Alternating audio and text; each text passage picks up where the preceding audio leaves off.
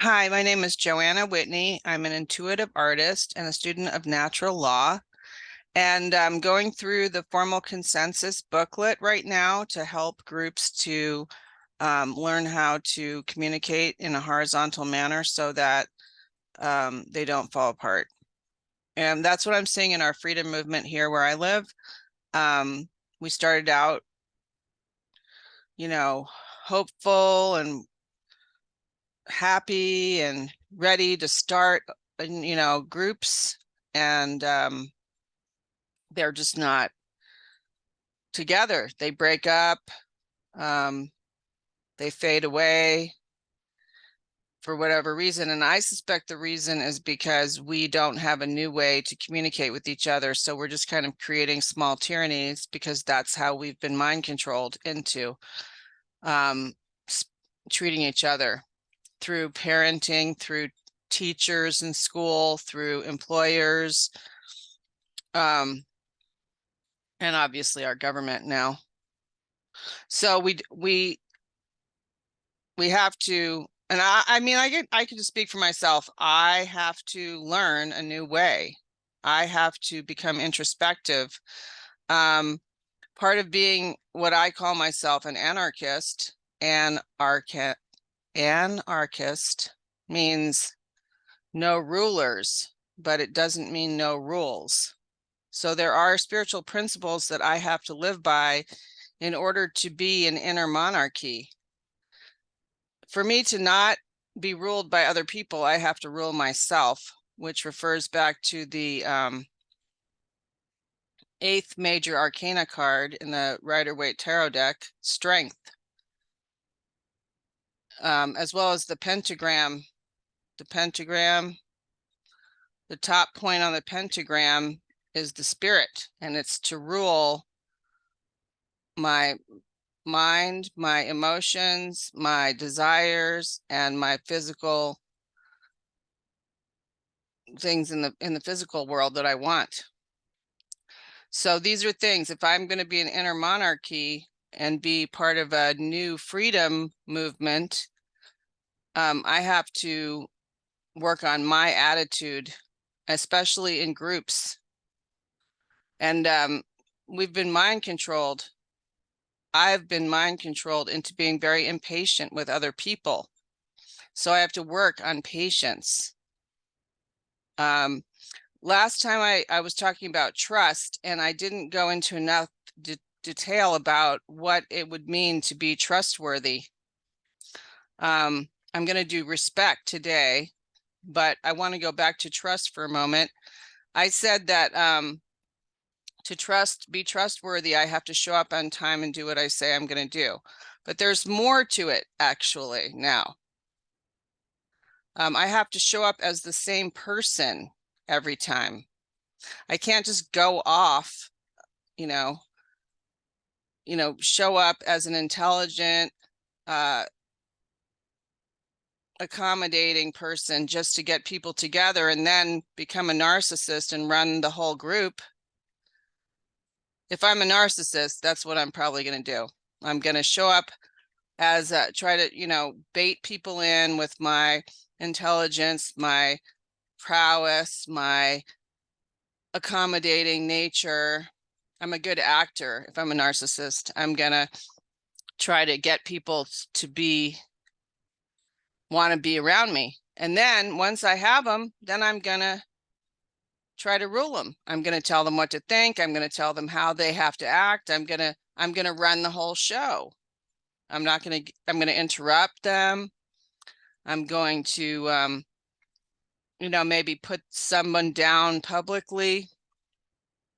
That does not build trust. Okay. If I'm going to build trust, I need to treat people as I would like to be treated every time. I mean, I might slip up, I might be having a bad day. I might snap at somebody, but then I will apologize. If I snap at somebody publicly, then I need to apologize publicly, and then I need to go talk to them privately. To build trust, I need to treat people as I would like to be treated, therefore not take punitive action towards an individual publicly. If I need to talk to someone about something that might be offensive to them, I can talk to them privately. That builds trust. And now I'm moving into respect. So I'm going to look at respect here in the formal consensus booklet. Respect. I'm going to read it and then I'm going to go through it. Respect is everyone's responsibility. Oh, it is everyone's responsibility to show respect to one another. People feel respected when everyone listens, when they are not interrupted, when their ideas are taken seriously. Respect for emotional as well as logical concerns promotes the kind of environment necessary for developing consensus. To promote respect, it is important to distinguish between an action which causes a problem and the person who did the action, between the deed and the doer. We must criticize the act, not the person. Even if you think the person is the problem, responding that way never resolves anything. That's a tall order. And that's what I mean. This is why this is important, because we have a narcissist in our mix, okay? I mean, I've encountered at least 2 in the freedom movement, 3 actually. And they are valuable, very valuable people. However, we have to learn how to deal with them and help them to express their value to the entire group. Otherwise, they're just going to split our groups up. And we're getting to the point now where we really need to be united. You know, things are coming down now.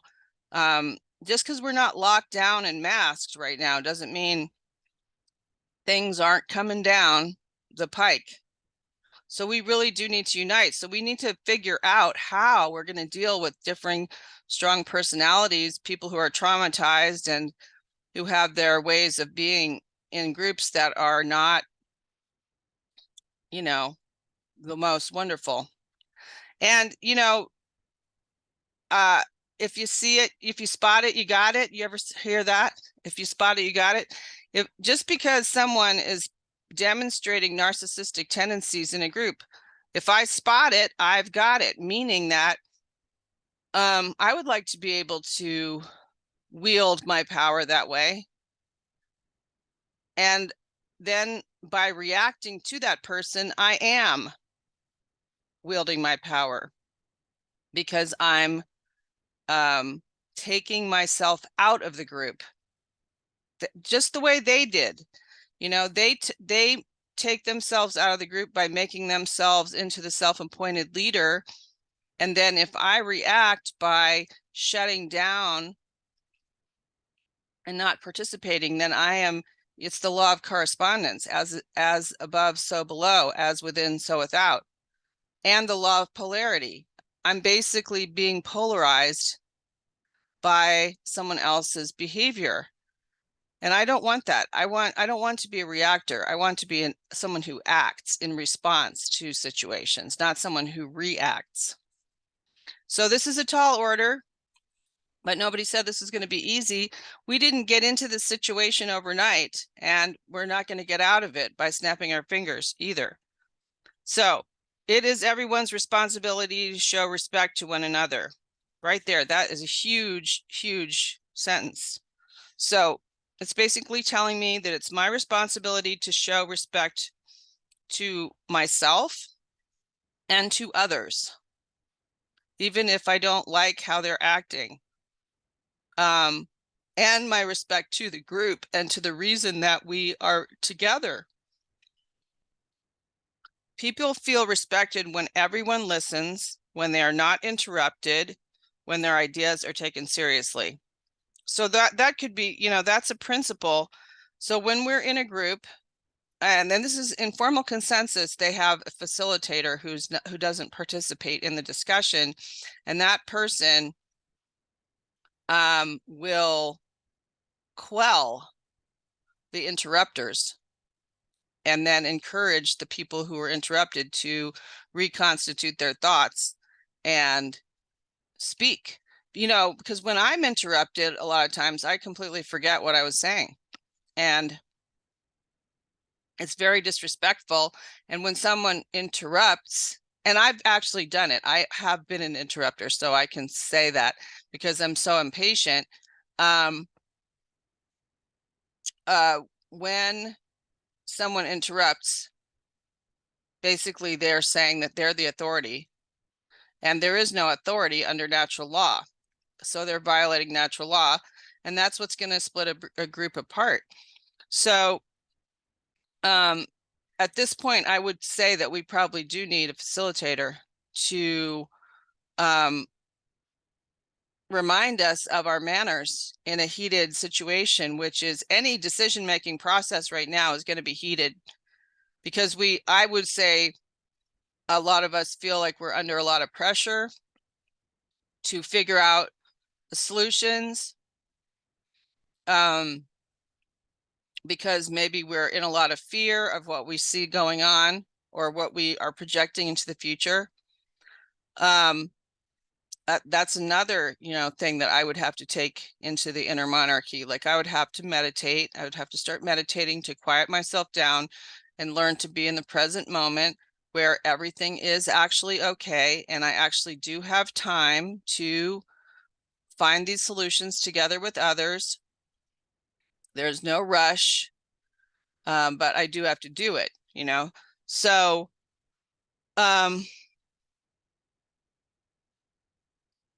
so we can't interrupt each other. And sometimes it just flies out of your mouth. You just interrupt. I have done it, as I said. But I do know the narcissists. Like I was in a group where there's a narcissist, and they just like took over, interrupted me. I was supposed to be leading the group. They didn't like how slow I was, and so they just leapt into the situation, interrupted me, and took over the group. Well, I'm no longer in that group because I was like, what's the point? What is the point? I mean, yes, the purpose of that group was a very noble purpose, and I thought it was very important, but I'm not going to put myself into a situation where there's a narcissist and there's no formal consensus in place, because what's the point? I'm like dispensable. They can just replace me with someone else, which is what they did when I left. So I'm just not going to do it. It's just a creation of another oligarchy, another tyranny. I'm not going to be part of that. So people feel respected when everyone listens, when they are not interrupted. So it's a sign that we're listening when we don't interrupt. If I'm sitting here plotting what I'm not going to say next, and then I interrupt, then I'm not listening to the person who's speaking. And then people just don't come back to those groups because we don't have an alternative. When their ideas are taken seriously. So people know their ideas are being taken seriously when everyone is treated equally. For example, maybe the facilitator writes down everyone's ideas and keeps a log of it, and then we don't interrupt, and then we go back later to review those ideas, and that person's ideas are there, so they were obviously listened to. Respect for emotional as well as logical concerns promotes the kind of environment necessary for developing consensus. So emotional as well as logical concerns are both taken seriously equally. So in other words,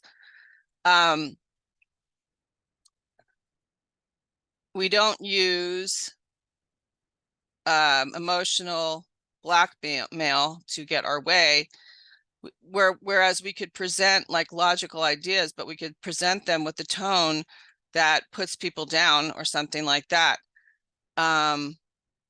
That is not going to work. People will not come back to a group like that.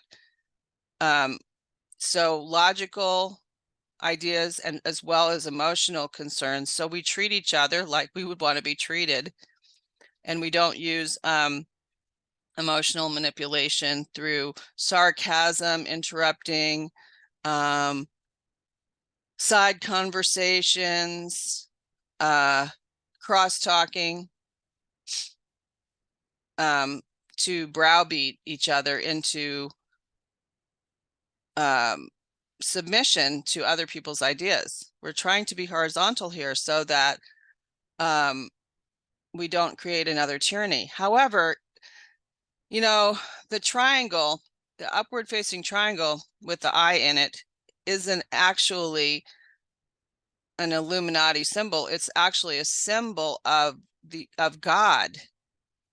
So in other words, there is going to be an authority, and that authority is God or spiritual principles or the highest good for all concerned. That is the authority. It's either going to be that authority or it's going to be a human authority. There's no other way under natural law here on earth. That's how things work here.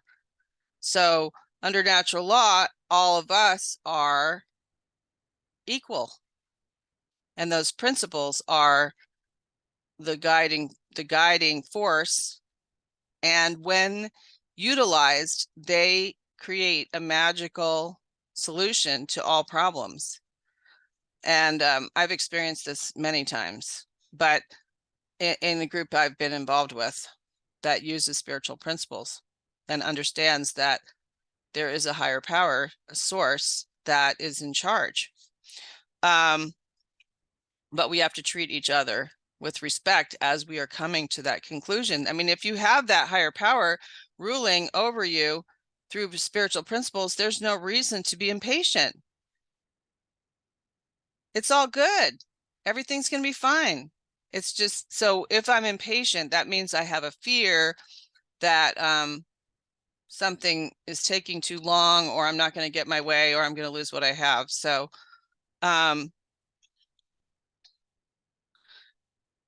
to promote respect, it is important to distinguish between an action which causes a problem and the person who did the action, between the deed and the doer. So that means that, you know, in our groups, we're going to have all types of people. We're going to have strong personalities. We're going to have people who are passive aggressive. We're going to have people who experience trauma, who are too shy to speak up. We're going to have people who are good at speaking up and speaking their minds and respecting other people. We're going to have a whole range, and we don't kick people out. I mean, we can ask the people who are extreme, who interrupt over and over, to keep those behaviors to themselves. And if they continue to do it, we can ask them to go home and come back when they're ready to behave in a with manners. But kicking people out, I mean, what's the difference between us and the globalists if we kick people out? So just because someone is acting a certain way today doesn't mean that we don't give that person chance after chance to behave themselves. In addition, if someone has the bad news to share, again, we don't kill the messenger. I've experienced this at work, where I am the voice of the customer at my job, and I get treated like I am the customer. I'm just a messenger for the customer. But it makes me not want to speak up, because I start to take it personally. But I have to, again, go back to the inner monarchy. I have to review that my goals are for the higher good. And then I just come back and do it again. And I put that on them, on the people that are killing the messenger. That's not my problem.